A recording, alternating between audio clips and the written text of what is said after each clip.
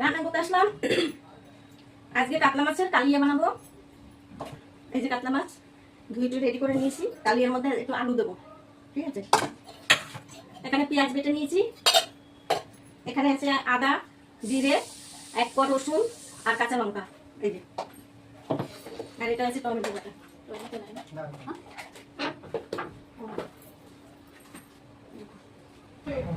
মাছ নুন হলুদ দিয়ে মাখা হয়ে গেছে।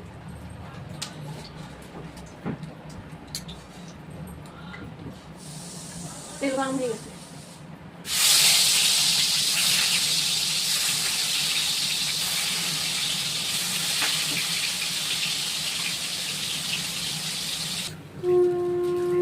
মাছ ভাজা হয়ে গেছে। তেল এখন তেজপাতা দিয়ে দিচ্ছি, একটা শুকনো লঙ্কা আর গোটা জিরে দিয়ে দিচ্ছি। লবণটা খুব সুন্দর তুলবে, তারপরে আলুটা দেবো। হয়ে গেছে, খুব সুন্দর একটা যখন বন্ধ করবে আলুটা দিয়ে দিলাম।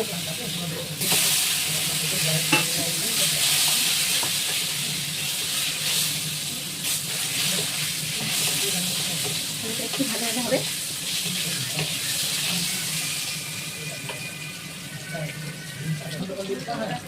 এবার পেঁয়াজ বাটা 1 চামচ দিয়ে দেবো, বেশি দেবো না।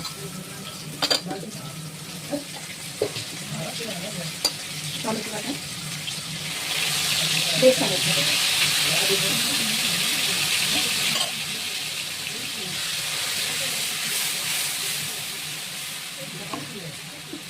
এবার এখন যে মশলাটা বানিয়েছিলাম আদা দিয়ে, কাঁচা লঙ্কা, রসুন দিয়ে, এবার এটাকে ঢেলে দেবো।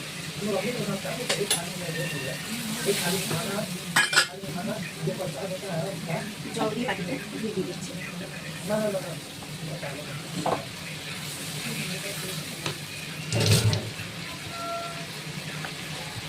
স্বাদ মতো নুন দিয়ে দিচ্ছি।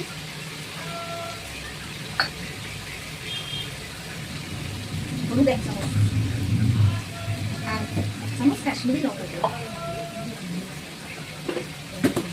এবার এটাকে আমি ভালো করে কষাবো।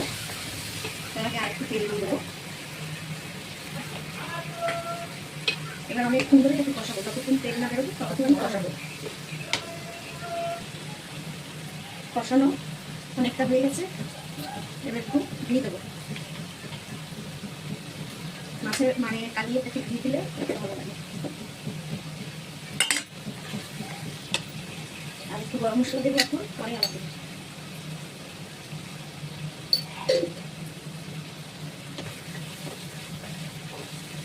ঘি হয়ে যাবে, আর একটু কষাবো। যতক্ষণ তেল না বেরোবে আরও ততক্ষণ কষাবো। তো হয়ে গেল আমার কাতলা মাছের কালিয়া। একটু হালকা জল দিচ্ছি, কারণ ঠান্ডা হলে একদম টেনে নেবে। আর একটু গরম মশলা আবার ছড়িয়ে দিচ্ছি। দেখো, গ্যাসটা অফ করে দিলাম।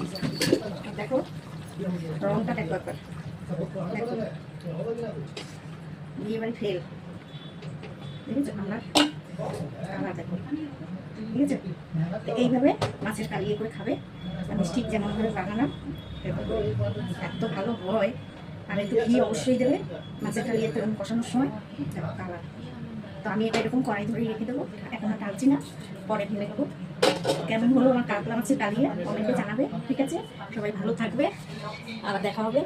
আর ইয়েতে গেছিলাম মনসাবাড়ি, সে কাকুর কাছে সব বলে সেই টিপ করেছি, এসে রান্না করছিলাম, তাই এসে রান্না করলাম, ঠিক আছে, রাখছি।